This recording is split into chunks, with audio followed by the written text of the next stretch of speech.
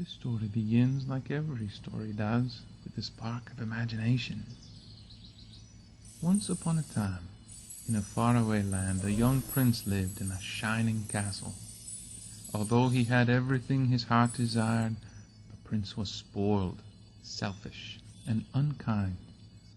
But then one day, an odd creature came to the castle and offered him a single toy in return for shelter. Repulsed by its haggard appearance, the prince sneered at the gift and turned the odd creature away. But it warned him not to be deceived by appearances, for beauty is found within. And when he dismissed it again, the odd creature's ugliness melted away to reveal a beautiful enchantress. The prince tried to apologize, but it was too late, for she had seen that there was no love in his heart. And as punishment she transformed him into a hideous beast and placed a powerful spell on the castle and all who lived there.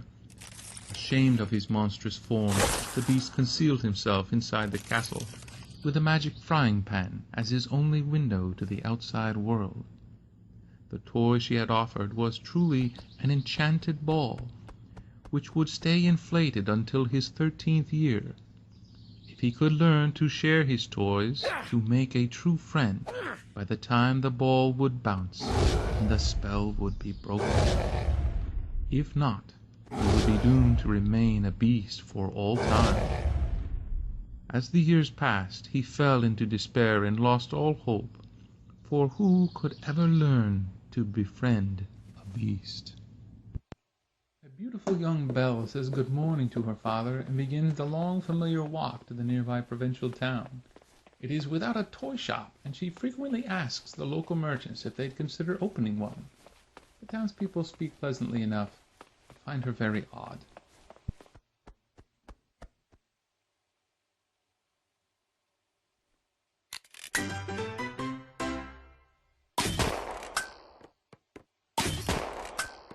If I keep this up, I'll earn another medal. Ow!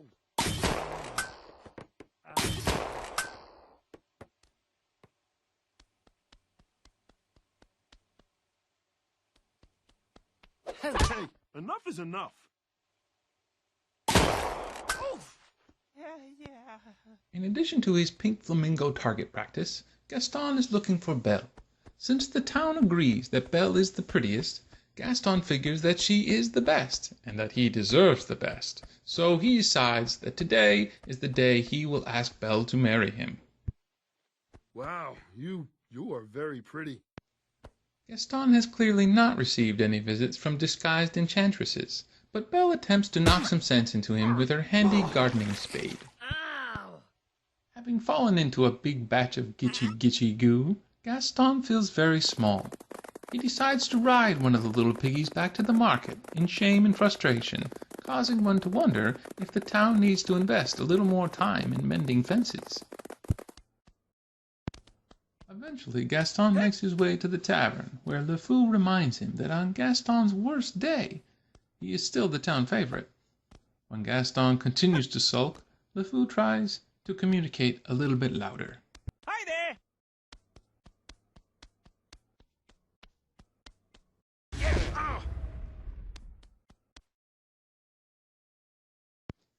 Gaston regains his composure and proceeds to demonstrate his superior skills in egg beating, barmaid lifting, and barrel shooting.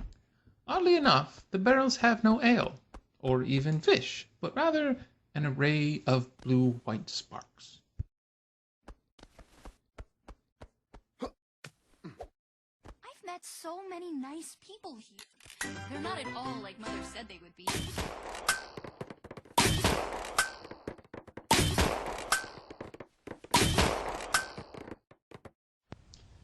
Back at the Beast's castle, Belle's father Maurice is lamenting a very poor choice in shortcuts. He has fallen off his horse and is not sure which is most frightening, the very fearsome pack of wolves at the gate, the spooky gate itself, or the blue brooding beast who picks him up and carries him off to the castle dungeon. He decides upon the latter. Maurice's horse Philippe fetches Belle and brings her back to the castle. The Beast attempts to scare them off, but Belle is determined to save her father, even if it means taking his place. The Beast defers, thinking he might have a better chance in making her his one true friend. Belle decides to explore a bit before the Beast returns, and discovers a toy encased in glass. You know what? Take that!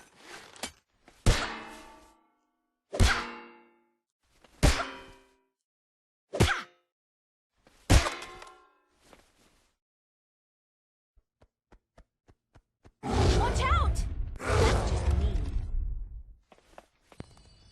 Belle wonders, what is the point of keeping a toy in mint condition if it means that you never get to play with it? She decides that she must go, but forgot about those pesky wolves.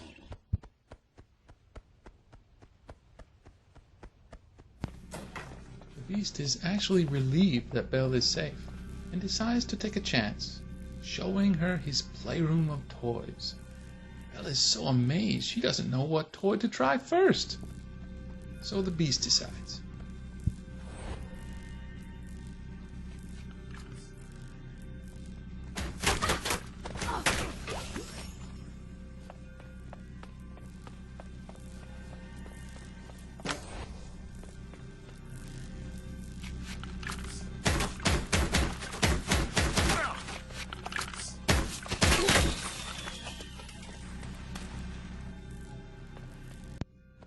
Meanwhile, Maurice has made his way back to the tavern and pleads for help to rescue his daughter from the hideous Beast.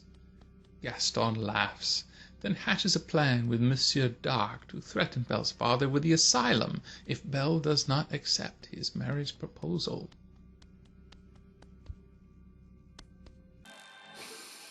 Ah, the smell of fear.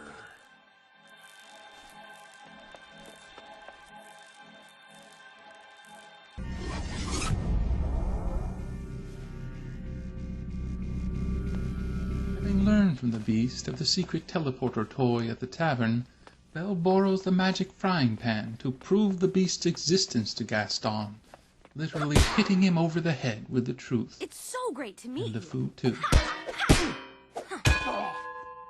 Oh, oh.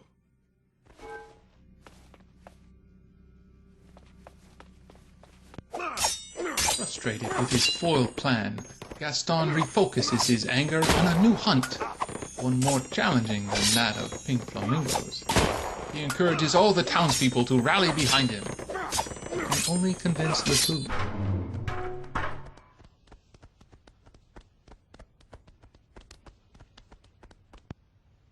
The melancholy Beast knows that he has done the right thing, but doubts that Belle will ever return.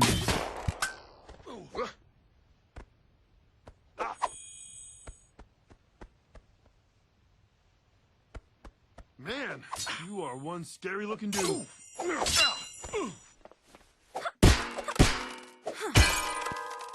Belle knows what to do, but fears that she is too late. The Enchantress guides Belle back to the playroom and explains the finer points regarding curses and the checkpoint toy.